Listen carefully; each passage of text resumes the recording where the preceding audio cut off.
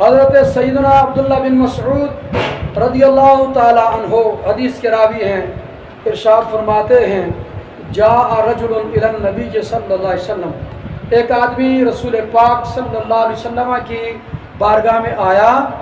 فقال یا رسول اللہ صلی اللہ علیہ وسلم، عرض کی یا رسول اللہ صلی اللہ علیہ وسلم کیف تقول فی رجل احب قوما ولم یلحق بہم، آقا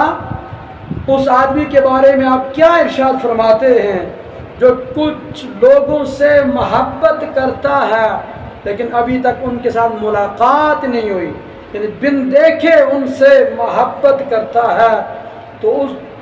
ایسے آدمی کے بارے میں آپ کیا ارشاد فرماتے ہیں؟ فقال، نبی کریم علیہ السلام نے ارشاد فرمایا المرء مع من احب، آدمی اسی شخص کے ساتھ ہوگا جس کے ساتھ وہ محبت کرتا ہے۔ اس کا مطلب کیا ہوا؟ جس کے ساتھ دنیا میں محبت کریں گے قیامت کے دن بھی اسی کے ساتھ ہوں گے۔ لہٰذا دنیا کے اندر اگر نیک بندے کے ساتھ محبت کریں گے، اس کے ساتھ دوستی لگائیں گے، تو قیامت کے دن یہ دوستی کام آئے گی۔ اگر دنیا دار سے اس کی دنیا کی خاطر محبت کرتے ہیں، یہ دنیا کی محبت آخرت میں نفرت میں تبدیل ہوگی۔ اور یہ حدیث پاک امام بخاری اور امام مسلم کی متفق علیہ حدیث ہے۔ اسی طرح حضرت انس بن مالک رضی اللہ تعالیٰ عنہ حدیث کے راوی ہیں کہ ایک آدمی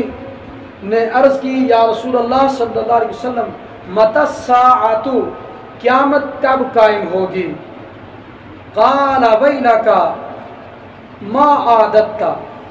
تو نے قیامت کے لیے تیاری کیا کی ہے؟ عرض کی ما عادت لہا، میں نے تو قیامت کے لیے کوئی تیاری نہیں کی،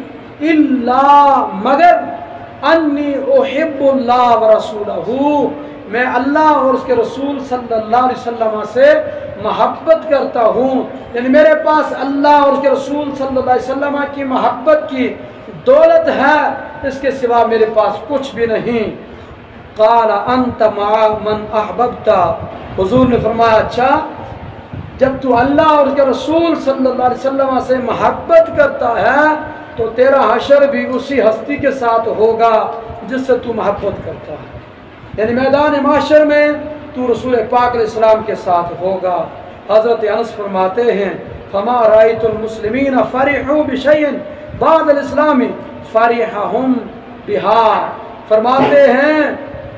کہ اس بات پر جتنی خوشی مسلمانوں کو ہوئی، حضور فرماتے ہیں جس کے ساتھ دنیا میں محبت کرتے ہو تمہارا حشر اسی ہستی کے ساتھ ہوگا، اس بات پر جتنی خوشی مسلمانوں کو ہوئی اتنا خوش کسی اور بات پر اسلام لانے کے بعد نہیں دیکھا۔